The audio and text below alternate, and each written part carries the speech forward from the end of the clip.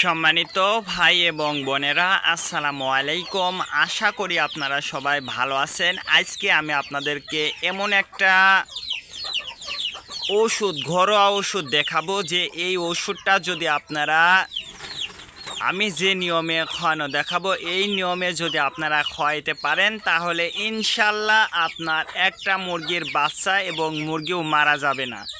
তার কারণ এই পদ্ধতিটা কিন্তু খুবই সহজ। আপনারা যদি এই ঘরোয়া নিয়মে এই পদ্ধতিতে যদি এইভাবে মুরগিটা পালন করতে পারেন, আমি যে পদ্ধতিতে পালন করি এরকম যদি পালন করতে পারেন, সেক্ষেত্রে ইনশাল্লাহ দেখবেন যে আপনার একটা টাকাও খরচ হবে না। আপনি সারা বছর আপনার দেশি মুরগি, ফার্মি মুরগি, সোনালি মুরগি, আপনি যে মুরগিটাই পালন করেন না কেন সেক্ষেত্রে খুব সহজেই কিন্তু আপনারা মুরগিটা পালন করতে পারবেন এবং মুরগিগুলো সারা বছর সুস্থ রাখতে পারবেন। তে আমরা এখন এই টোটকা চিকিৎসা দিচ্ছি, এর প্রধান কারণ এখন কিন্তু আবহাওয়াটা কিন্তু দ্রুত পরিবর্তন হচ্ছে।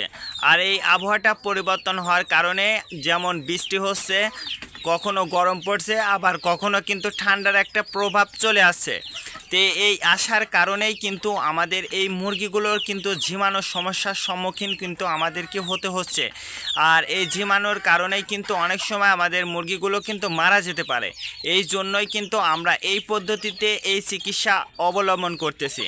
আর আপনাদেরকে সবচেয়ে ভালো একটা বিষয় বলবো, সেটা হচ্ছে যখন বৃষ্টি হবে বা বৃষ্টি হওয়ার আগ মুহূর্তে যাতে আপনার মুরগিটা যাতে বৃষ্টির পানির মধ্যে যাতে না ভিজে, এই জন্য অবশ্যই আপনারা এই বিষয়টা লক্ষ্য করবেন।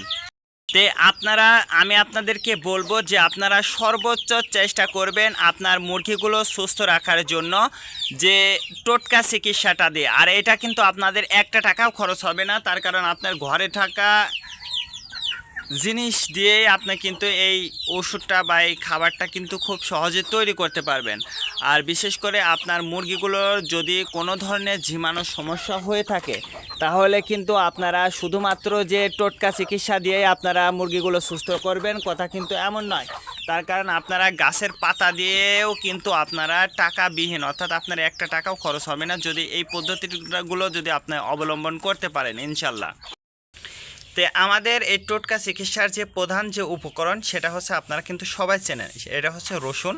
তো এই রসুনটা কিন্তু খুবই গুরুত্বপূর্ণ আপনার দেশি মুরগি সুস্থ রাখার জন্য, বিশেষ করে 12 মাস সুস্থ রাখার জন্য এই রসুনটা আপনাদের জন্য খুবই গুরুত্বপূর্ণ।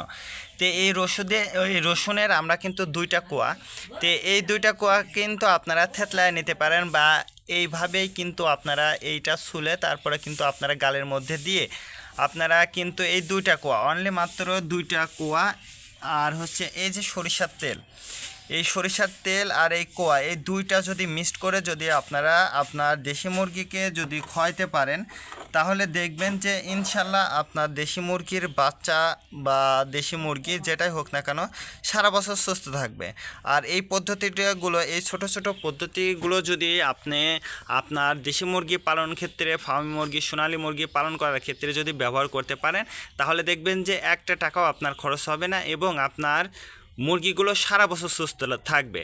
আর এই রকম ভিডিও পেতে অবশ্যই আমাদের চ্যানেলটা সাবস্ক্রাইব করবেন। আজকে এ পর্যন্ত, ভালো থাকবেন, আল্লাহ হাফেজ।